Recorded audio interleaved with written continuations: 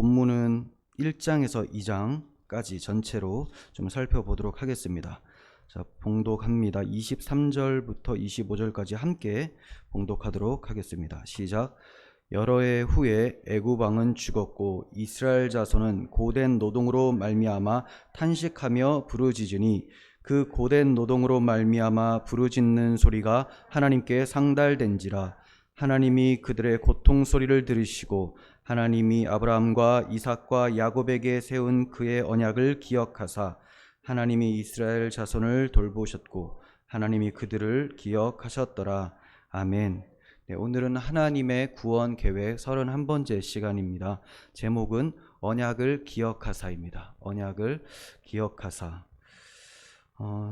이제 출애굽기에 들어왔습니다. 지난 시간까지는 창세기를 30강에 걸쳐서 좀 살펴보았었고, 이제 31강째는 출애굽기인데 분명히 창세기 끝에는 두 사람이 죽는 것으로 마쳤습니다. 야곱이 죽게 되고 그 야곱의 아들 요셉이 죽게 됐었죠. 굉장히 암울하게 마치는 것 같았지만 그래도 그들이 하나님의 약속 가운데 잠드는 것이기 때문에 반드시 하나님의 약속은 성취가 될 것이기 때문에 소망 있는 잠듦이라고 말씀을 드렸습니다. 성도는 이와 같이 많은 어려움 속에서도, 그리고 목숨이 위협받고 심지어 잃어버린다 할지라도 주의 약속만 확고하다면 평안한 가운데서 주께서 주실 소망의 나라를 바라보며 잠들 수 있다라고 말씀을 드렸습니다. 자, 이제 출애굽기 1장을 보는데요.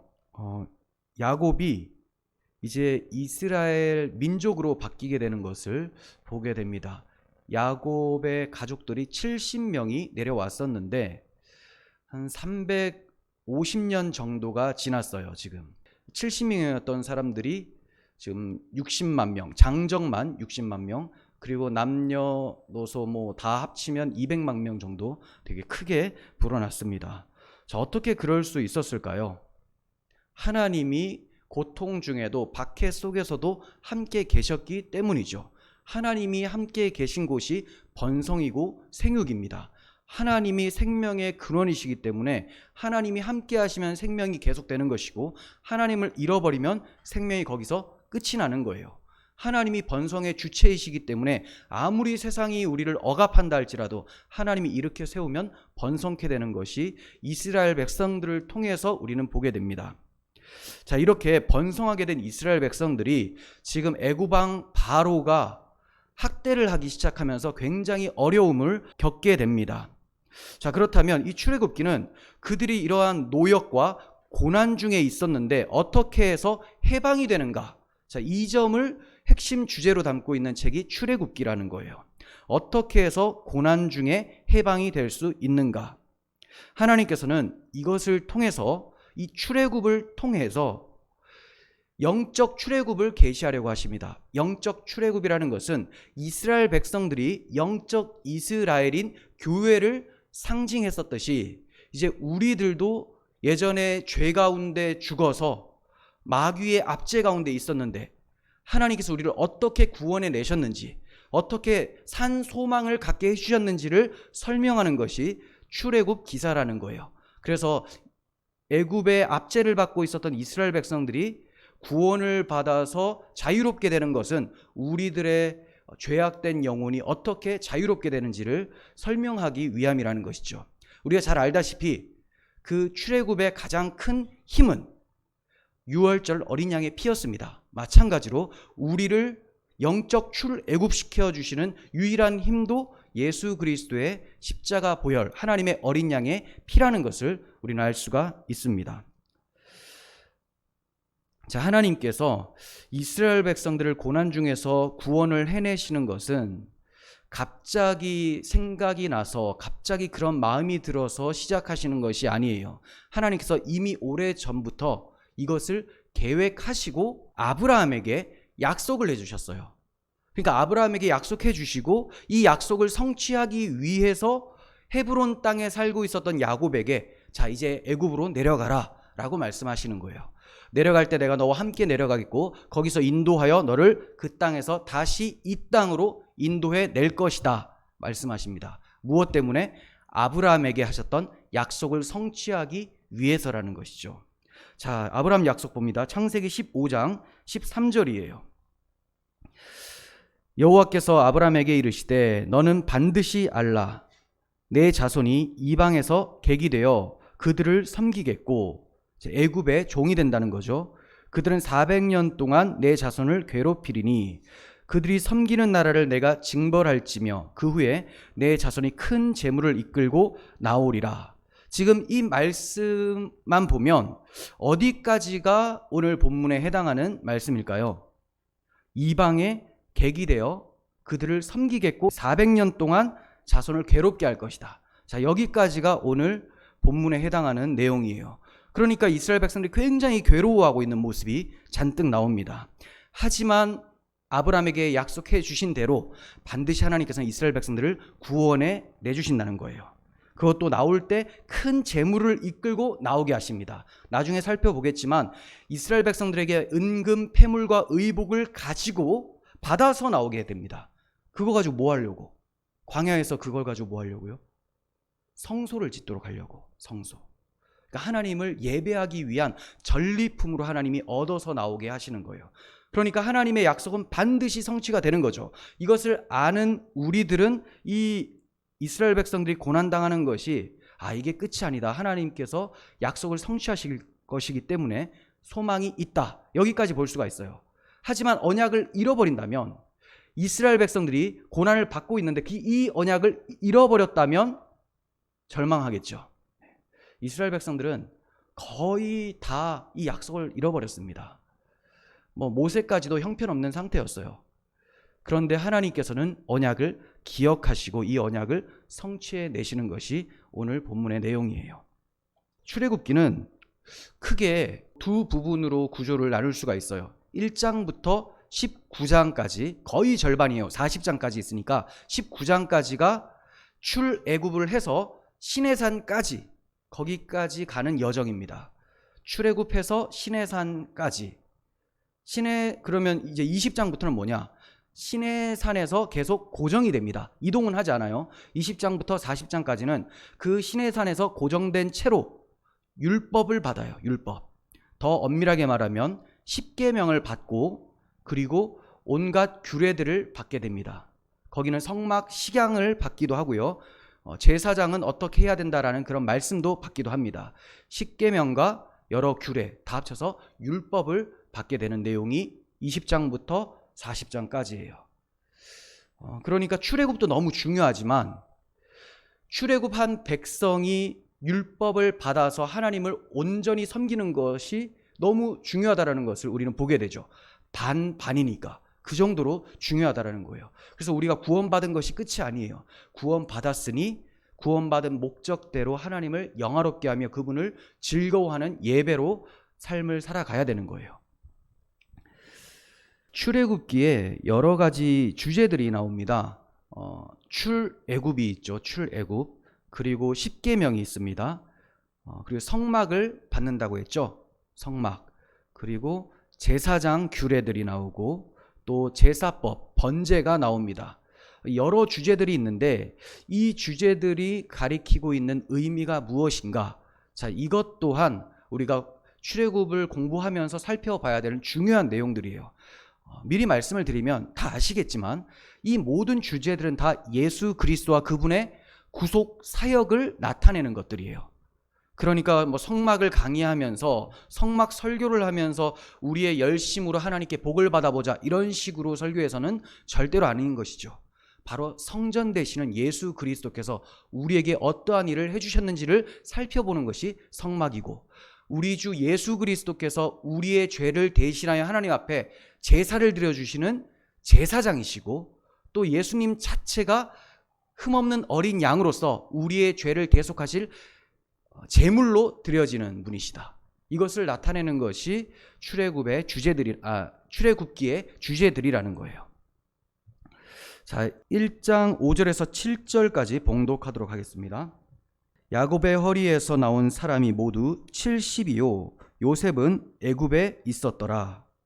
70명이 애굽으로 왔습니다. 정확하게 70명은 아니에요. 근데 이제 일부러 70이라는 수, 하나님의 구원 사역, 거룩한 사역을 나타내는 70이라는 수를 맞추기 위해서 70으로 딱 잘랐던 거예요. 자, 70명 정도가 내려왔어요. 요셉은 애굽에 있었더라. 6절. 요셉과 그의 모든 형제와 그 시대의 사람은 다 죽었고 이스라엘 자손은 생육하고 불어나 번성하고 매우 강하여 온 땅에 가득하게 되었더라 라고 합니다. 5절에서 6절 사이의 간격은 한 300년 정도 지나버렸습니다. 350년 정도가 지났어요. 자, 그리고 다 죽고 7절에 보시면 생육과 번성과 강함과 그리고 가득하게 되었다라는 표현이 나옵니다. 자, 이것은 하나님이 저들과 함께 있었기 때문에 가능한 것이죠. 하나님께서 첫 창조를 하시고 아담에게 생육하고 번성하라, 땅에 충만하라 라고 말씀해 주셨습니다.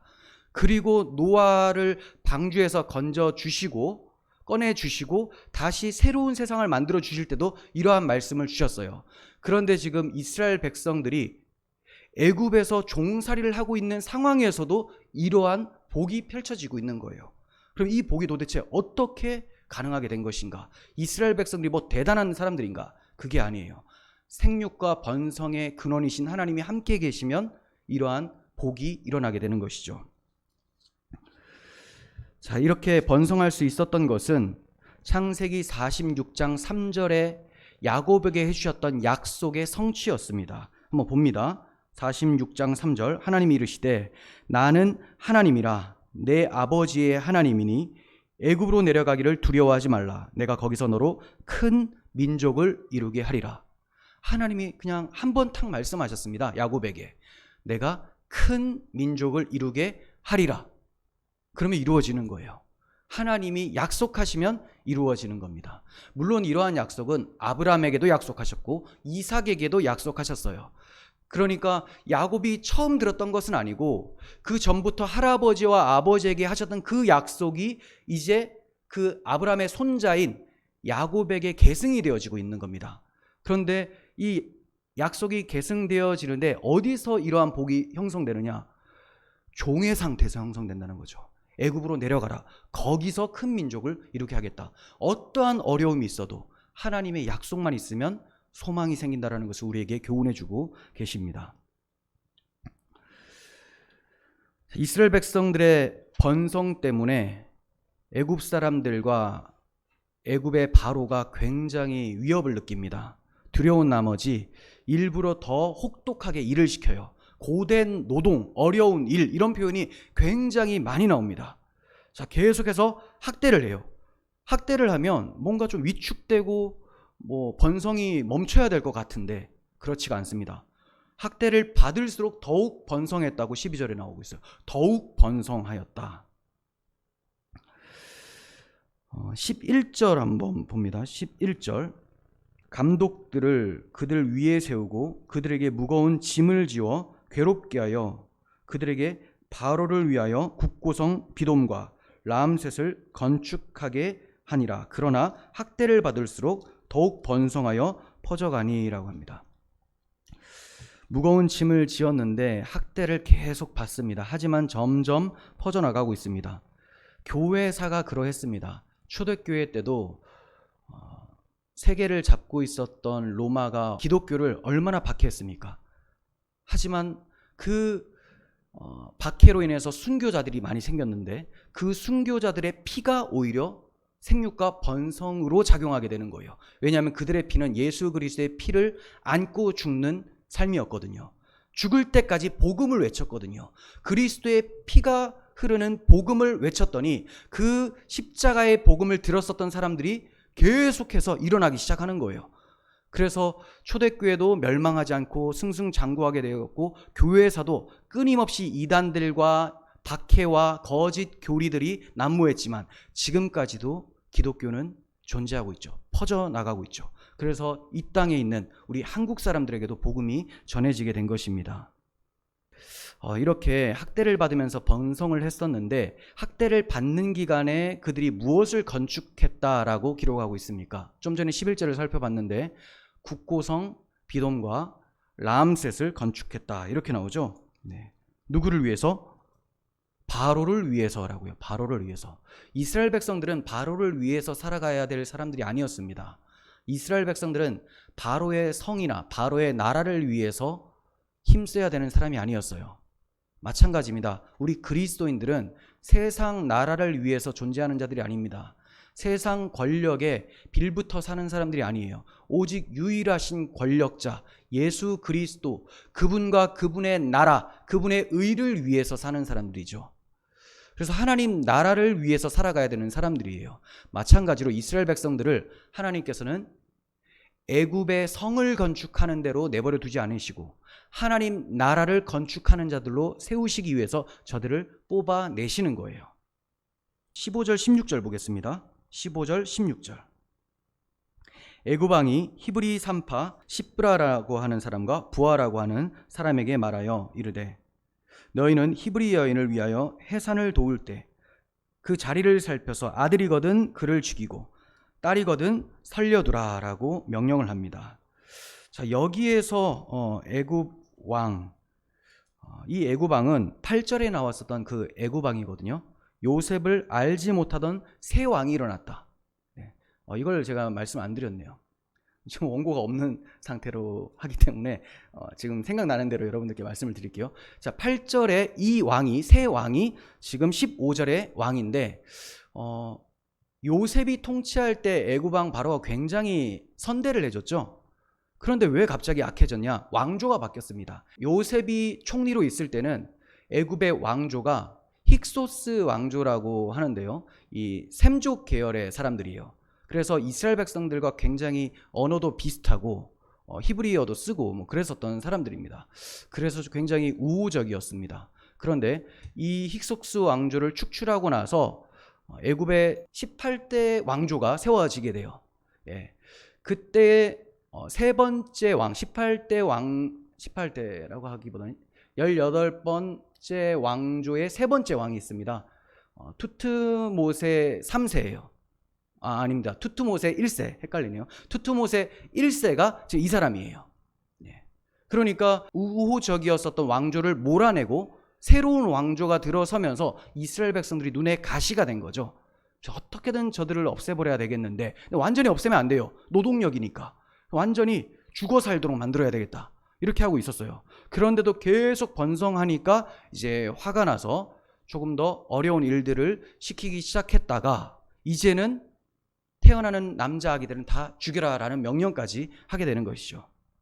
희대의 악인입니다. 희대의 악인.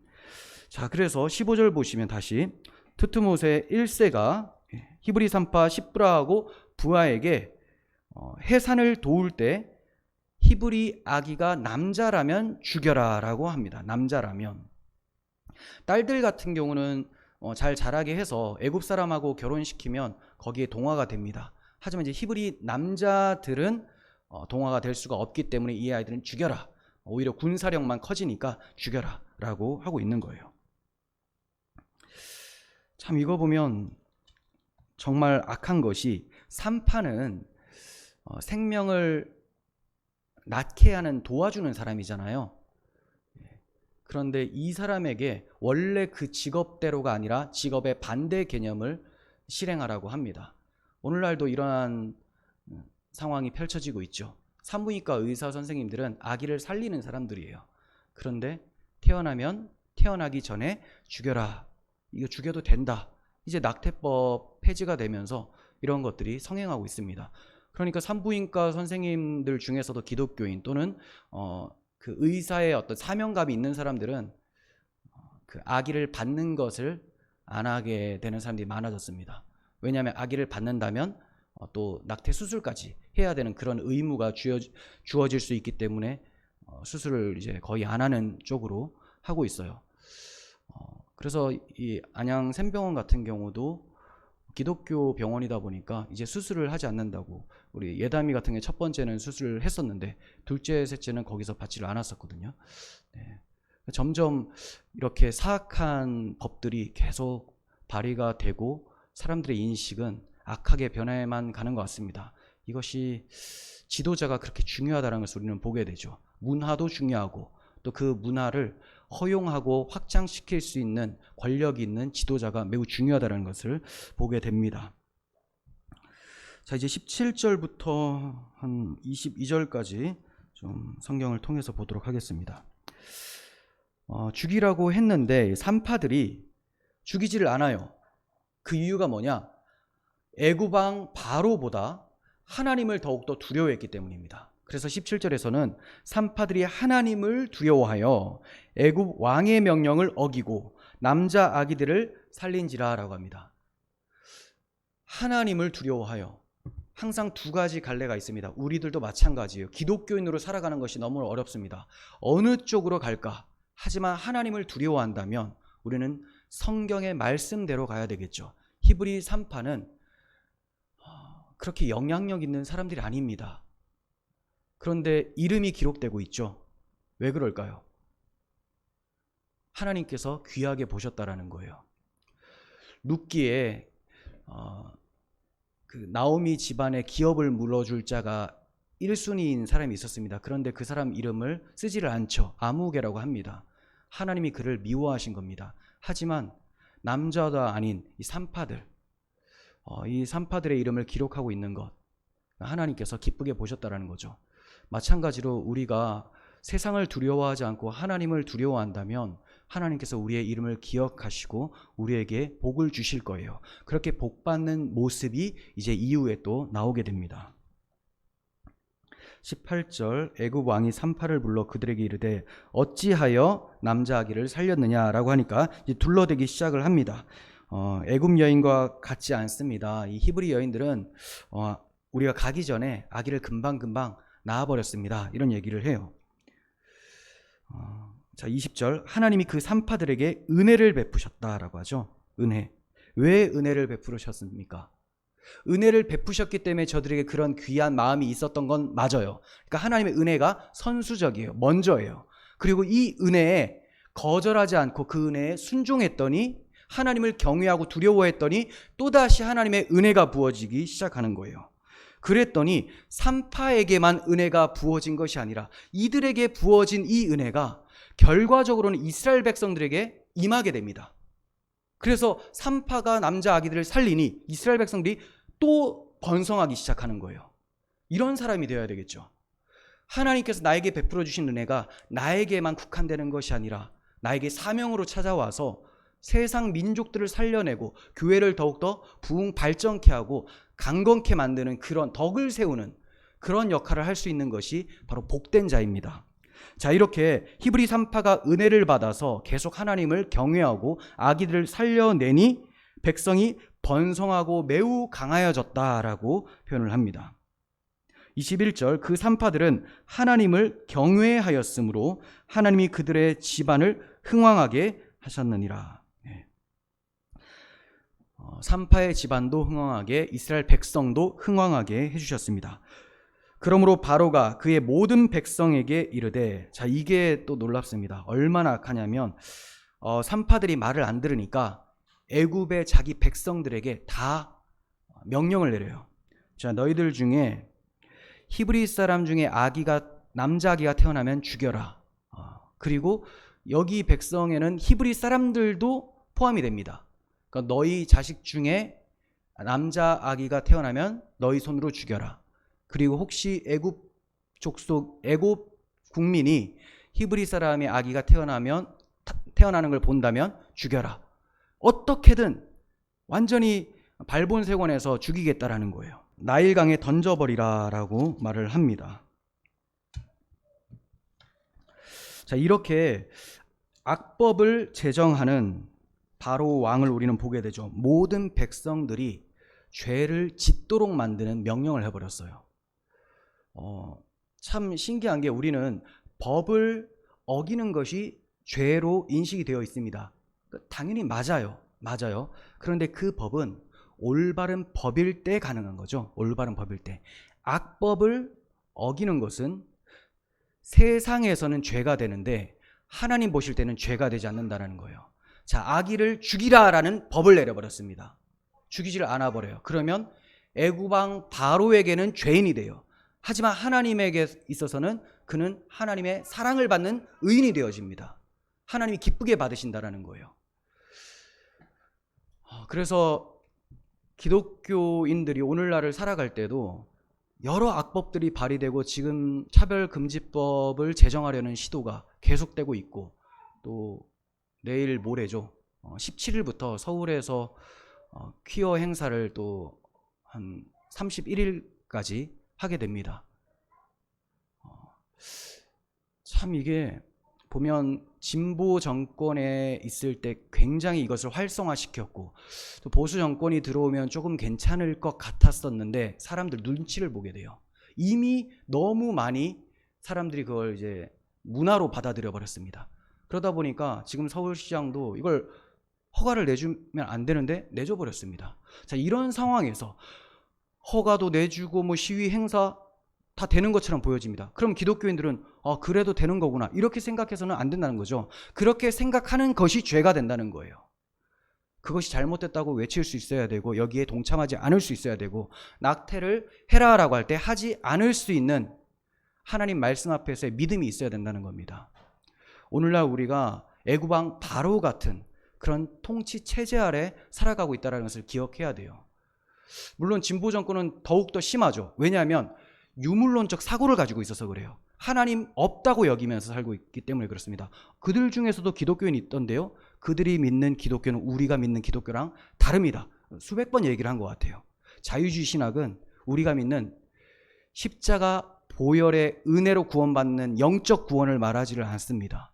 그냥 사회의 정의예요. 이 사회가 유토피아처럼 되는 것이 구원이고 그것이 하나님의 뜻이다. 그 하나님의 뜻을 인간에게 이루어 보라고 하셨다. 그래서 우리가 하나님의 뜻을 이루어 드려야 된다. 이게 사회의 정의, 이게 진보적인 사상을 가지고 있는 사람들이 신학을 했을 때 나타나는 열매라는 거죠.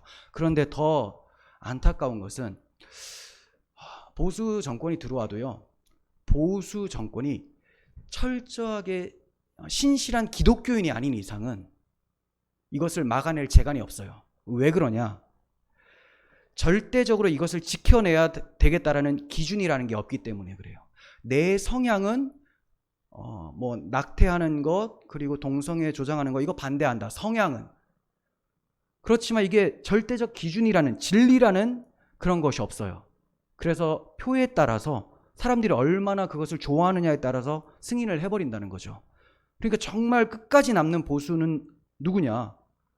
기독교 보수죠. 그것도 보수 기독교의 보수주의가 일어나게 되죠. 그 보수 기독교가 뭐냐?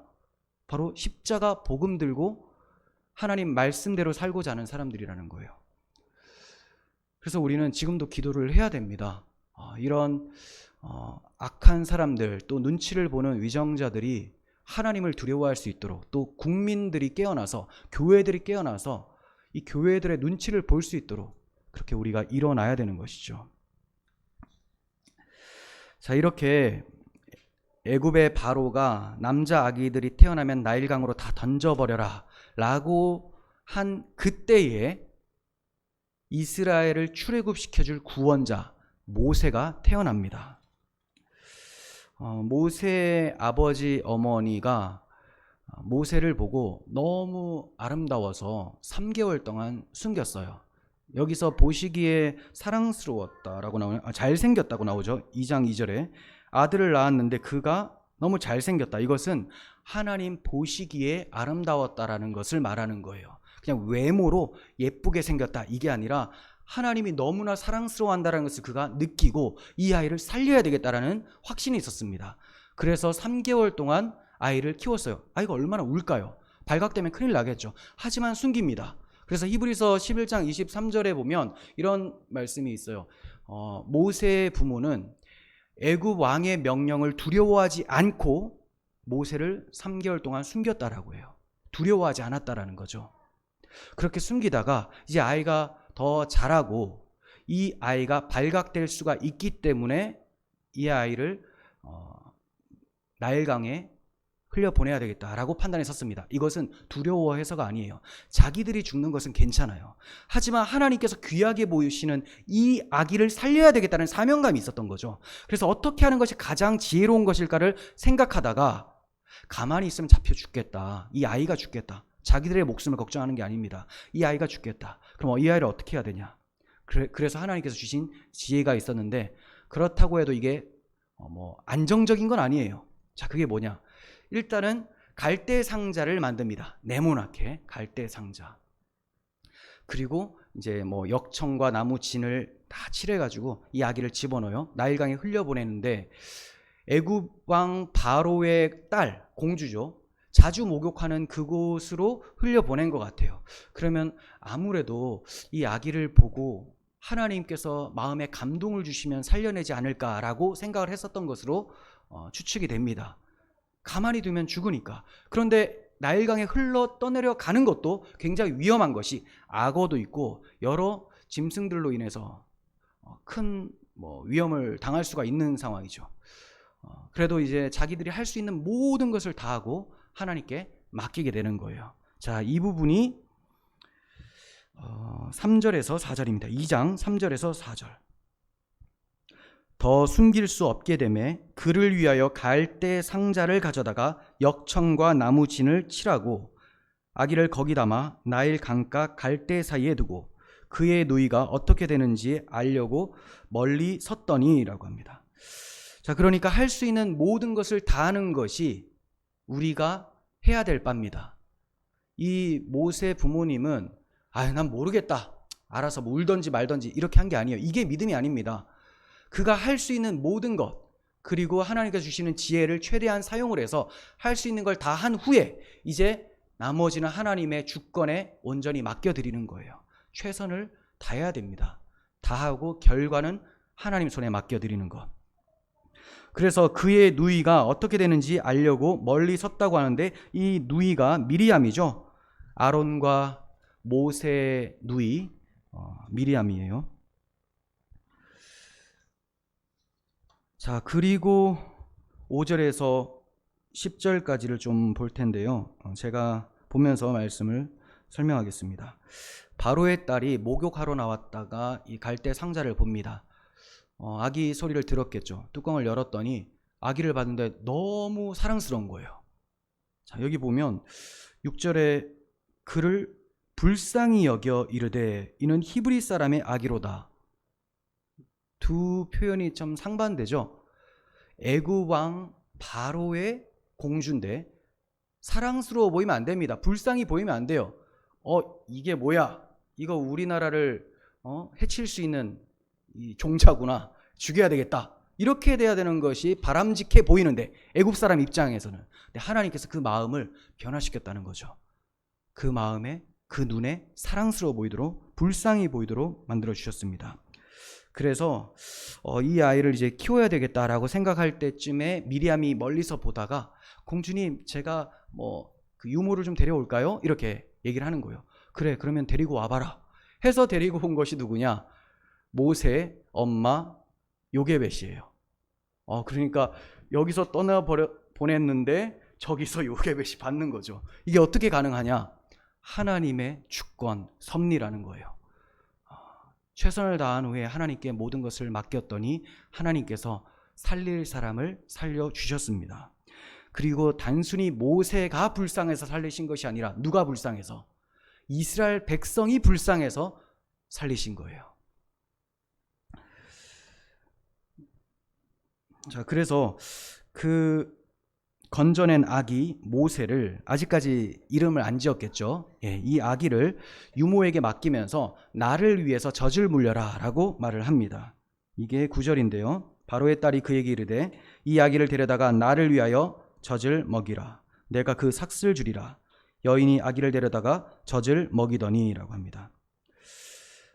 자기 애를 젖먹이면서 돈까지 받았습니다. 하나님의 참 놀라운 역사를 보게 됩니다. 그런데 바로의 공주는 나를 위해서 젖을 먹이라 라고 했어요. 그러면 요게벳이 그 말대로 정말로 바로의 공주를 위해서 젖을 먹였을까요? 젖을 먹이다 라고 할 때, 이게 성경에서 우리 구속사적으로 보면 성경에서 젖은 신령한 젖을 사모하라 라고 하면서 하나님의 말씀을 상징합니다. 그러니까 우리에게 좀 적용을 시키면 아기를 양육하는 거죠. 양육. 젖을 먹이는데 그냥 젖만 먹입니까? 계속 얘기를 해주잖아요. 얘야, 너는 뭐 어떤 아이가 되었으면 좋겠다. 기도도 해주고 해요. 양육을 해주는 거예요. 무엇으로? 하나님 말씀으로. 그러니까 애굽을 위해서, 공주를 위해서 젖을 먹이는 것이 아니라 하나님 나라와 그 백성들을 위해서, 하나님의 영광을 위해서 젖을 먹이는 거죠. 그래서 어렸을 때, 아기 때부터 계속해서 하나님의 백성임을 가르쳐 주었던 것이 확실합니다. 왜냐하면 그가 자라나서 자기가 히브리 사람이라는 것을 그대로 알고 정체성이 확고한 상태로 크거든요. 자, 그러니까 요게벳은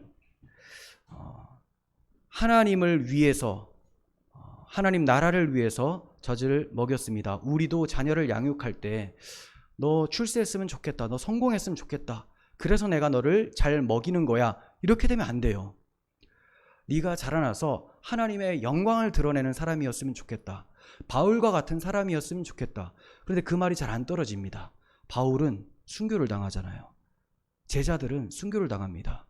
그런데 그래도 하나님의 영광이 우선이라면 그런 기도를 할 수 있어야 되겠죠. 그럼 하나님께서 순교할 사람은 순교의 자리로, 그렇지 않고 살아서 하나님께 영광 돌릴 사람은 또 살게 하심으로써 하나님 기뻐하신 대로 사용하실 거예요. 우리는 초점이 하나님의 영광을 위해서 그렇게 양육을 해야 되는 것, 이것만 기억을 해야 됩니다. 보겠습니다. 11절. 그 아기가 자라매 바로의 딸에게로 데려가니 그가 그의 아들이 되니라. 그가 그의 이름을 모세라 하여 이르되 이는 내가 그를 물에서 건져내었음이라 하였더라. 자, 이름을 모세라고 했는데 그 아기를 처음 만난 곳이 나일 강이었고 거기서 건졌기 때문에 모세, 건져내다, 건져주다, 이것이 모세의 이름의 뜻이에요. 그런데 이게 굉장히 양면성이 있죠. 모세가 건짐을 받았는데 이제 이스라엘 백성들을 건져주는 사람으로 세움을 받게 되는 거예요. 누가 그 이름을 지었습니까? 바로의 딸이 지었어요. 바로의 딸. 바로의 딸이 자기 나라로부터 건져내는 사람으로 이름을 지어버리게 되는 것이죠. 정말로 나중에 모세가 자라나서 이스라엘 백성들을 물에서 건집니다. 홍해에서 건져버립니다. 우리 주 예수 그리스도를 예표하는 거예요. 예수 그리스도께서 세례를 받으심으로 물에 들어가시고 올라오실 때 우리 죄인들을 함께 데리고 올라오시죠. 그런데 물에 들어갔다가 올라오는 이 세례가 무엇을 상징하고 있었는 것이냐? 바로 십자가에서 우리의 죄를 씻어주시고 부활하셔서 하나님 나라로 인도해 주시는 그런 예수님의 사역을 나타내고 있는 거예요. 그러므로 모세가 물에서 건짐을 받았다라는 그 이름 하나로도 이스라엘 백성들이 홍해를 건너는 것까지 생각을 하게 되고, 이 이스라엘 백성들이 홍해를 건너는 것은 결국 예수 그리스도의 십자가의 세례로 우리가 구원을 받게 된다라는 것까지 바라보게 해주는 것입니다. 요게벳이 모세를 젖먹여 키울 때 하나님 나라와 그의 영광을 위해서 젖먹여 키웠다라는 것을 시험할 수 있는 시간이 왔습니다. 그게 11절이에요. 정말로 그렇게 키웠을까요? 자, 이거 보는 거예요. 자, 11절. 모세가 장성한 후에, 장성했죠. 어떻게 장성했는지. 한 번은 자기 형제들에게 나가서 그들이 고되게 노동하는 것을 보더니 어떤 애굽 사람이 한 히브리 사람 곧 자기 형제를 치는 것을 본지라 라고 합니다. 네, 모세가 장성했는데 자기 형제들에게 나갔다라고 해요. 여기까지만 보면 애굽 사람에게 나갔겠거니 이렇게 생각이 될 수가 있는데, 이어서 고되게 노동하는 것을 보더니, 애굽 사람이 노동하는 건 아니잖아요. 히브리 사람을 자기 형제로 인식하고 있었다라는 것을 우리는 보게 됩니다. 그러니까 정체성을 확립시켜주는 것이 부모의 역할입니다. 너는 대한민국 사람이야, 이런 얘기는 잘 하는데 너는 하나님 나라의 백성이야, 이 얘기는 하지 않는다면 정말로 잘못된 것이죠. 자, 그래서 자기 형제가 공격을 당하고 있었어요. 애굽 사람과 시비가 붙었다가 공격당하는 것을 보고, 자, 12절에 보면 그가 어떻게 하는지를 봅니다. 좌우를 살펴 사람이 없음을 보고 그 애굽 사람을 쳐 죽여 모래 속에 감추었다라고 해요. 분명히 모세는 두 가지 갈림길에 서 있었습니다. 내가 애굽의 왕자로서 애굽 사람의 편을 들고 히브리 사람을 학대하는 것을 도와줄 수도 있는 것이지 않습니까? 그러면 계속해서 애굽에서 승승장구할 수 있었을 거예요. 하지만 그는 하나님 백성과 함께 고난받는 것을 낙으로 여기면서 애굽 사람을 쳐 죽였습니다. 물론 쳐 죽인 그 사실은 윤리적으로 잘못된 거예요. 하지만 하나님께서는 그를 기쁘게 보시면서, 왜냐하면 하나님 백성과 고난을 받는 것을 기쁨으로 여긴 행동이었기 때문에 신약 성경 히브리서에서는 그를 좋게 평가를 하고 있습니다. 믿음으로 모세는 장성하여 바로의 공주의 아들이라 칭함받기를 거절하고 도리어 하나님의 백성과 함께 고난받기를 잠시 죄악의 낙을 누리는 것보다 더 좋아하고 그리스도를 위하여 받는 수모를 애굽의 모든 보화보다 더 큰 재물로 여겼으니 이는 상주심을 바라봄이라. 네. 그러니까 눈에 보이는 애굽의 상이 아니라, 애굽의 명예가 아니라 하나님 나라의 상급, 하나님의 약속의 그 영광스러움을 그가 보고 나아갔다라고 평가를 하고 있습니다. 그러니까 어렸을 때부터, 정말 아기 때부터 이 요게벳이 양육을 잘 했다라는 것을 우리는 보게 되죠. 몇 살 때까지 먹은지는 모르겠지만 보통 학자들은 한 5살 때까지 젖을 물렸을 것이다 이렇게 보고 있습니다. 요즘에는 뭐 빨리 끊지만 예전에는 오랫동안 먹이지 않았습니까? 이와 같이 아이가 말을 배우고 어느 정도 자랄 때까지 계속해서 히브리 신앙을, 여호와 신앙을 교육한 것으로 우리는 확인할 수가 있습니다. 이렇게 모세처럼 두 가지 기로에 섰을 때 무엇을 선택하는지는 굉장히 중요합니다. 성경은 이 두 가지 갈림길에서 선택하는 이야기가 꽤 나옵니다. 창세기 3장에 하나님과 사탄의 중간 사이에 아담과 하와가 있죠. 그런데 아담과 하와는 사탄의 말을 선택을 해버렸습니다. 그랬더니 저주가 임하게 되고 사망이 오게 된 것이죠. 욥기에도 하나님과 사탄이 논쟁을 하고 있는데 그 사이에 욥이 있습니다. 항상 이 중간에서 어느 편에 서야 되는가, 이것을 성경은 말하고 있어요. 세 친구들이 나오죠. 욥의 세 친구들. 총 4명인데 이 세 친구는 굉장히 행위주의적으로, 율법주의적으로 욥에게 권면을 합니다. 하지만 욥은 계속해서 하나님의 은혜를 생각하고 하나님의 뜻대로 그렇게 대답을 하게 됩니다. 그래서 욥의 말이 맞다, 올바르다라고 하나님께 평가를 받게 되죠. 다니엘서 3장에도 이렇게 두 가지 갈림길에 서 있는 사람들이 나옵니다. 다니엘의 3명의 친구인데요. 이 세 친구가 신상에 절을 하면 영화를 누리게 될 것이고 아니면 죽음을 당하게 됩니다. 그런 상황에서 내가 죽어도 신상에는 절하지 않겠습니다. 하나님께서 나를 건져내실 거지만 그리 아니하실지라도 나는 신상에게 절을 하지 않을 것입니다라고 하게 되죠. 이제 하나님께서는 우리에게도 묻습니다. 너는 무엇을 택할 것이냐?